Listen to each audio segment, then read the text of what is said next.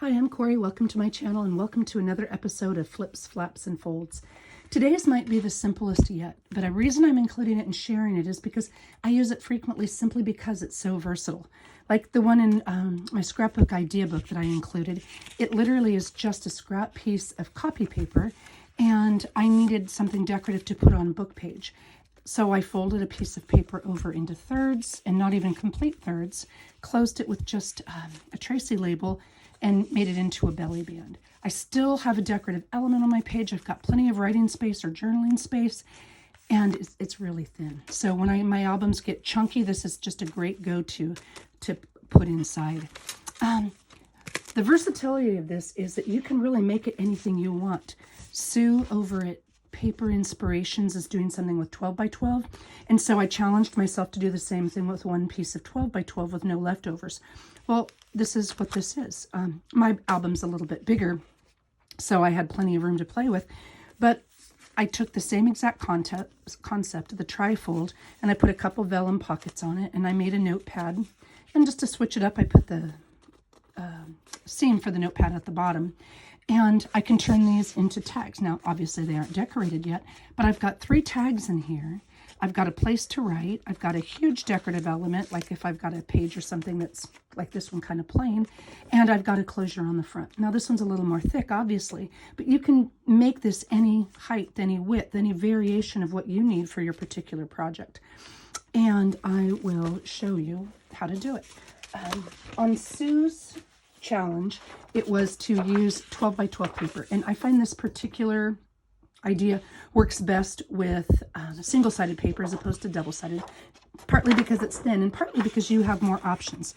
So you literally fold this in half, and if you're working with a smaller book, you can cut it down, trim it off, and use that as a tag or for any kind of your scrap projects.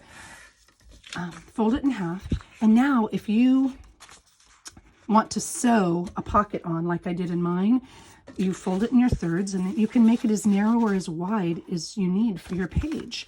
And your folds don't have to be perfect. I like to put this piece at the bottom, but you certainly don't have to. And you know what? We're not going to this time, because let's make another pocket here. Okay, so I am going to fold this over, and I want to overlap just, well, I'm sorry, I'll move up just a bit. And I want to overlap just a little bit, just so I have a place where they can hinge. And so let's see, maybe I need 1, 2, 3, 4, 5. I need this to be, 5 inches. We're gonna call that good. And you just crease it down, okay?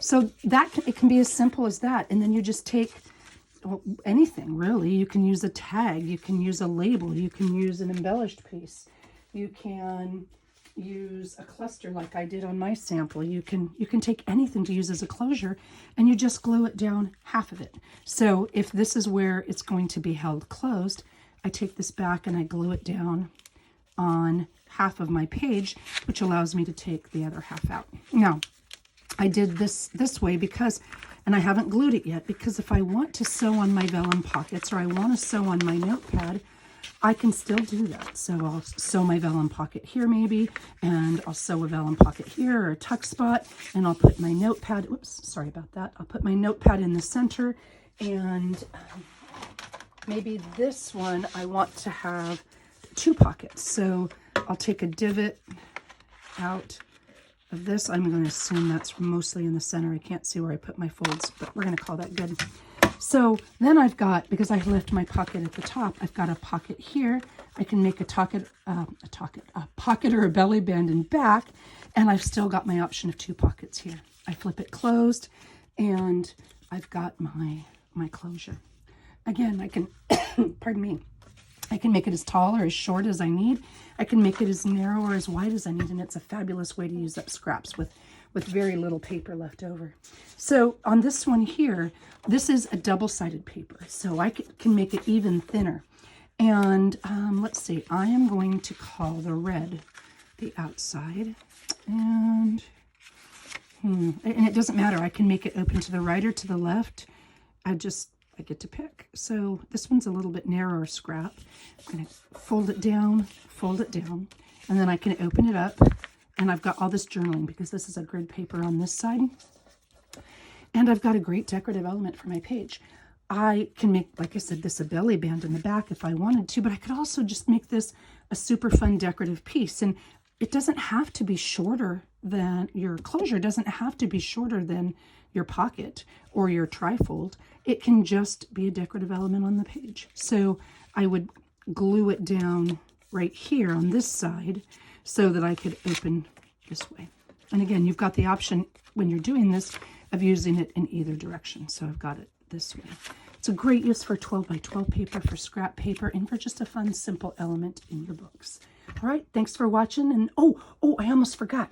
Okay, so today is my birthday, and rather than getting me a birthday treat, I want to give you a birthday treat, or one of you. Oh, the other thing I was going to do. See, I get sidetracked, Izzy. This is just a piece of that a paper that comes in a roll that we use for painter's tape. Well, this stuff makes great little pockets. Obviously, I haven't trimmed it evenly, but looky there. It's super thin, super handy, and it accepts ink beautifully well. So there you go. Back to what I was saying before I got sidetracked. I took part in, or I am taking part, I should say, in the 52 tags handmade by Anne, or handmade tags, or something like that. 52 tags, and this was my first one, and it was supposed to be white, and it is mostly white.